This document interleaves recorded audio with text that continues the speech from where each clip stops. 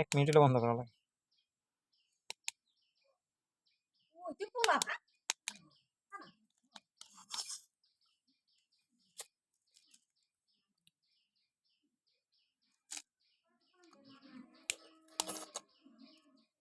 সব নাকি 10টা তো খাইল না।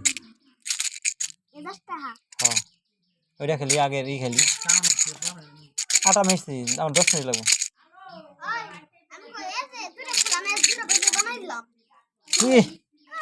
দুইটা বানায় 10 টাকা খাওয়া যায়।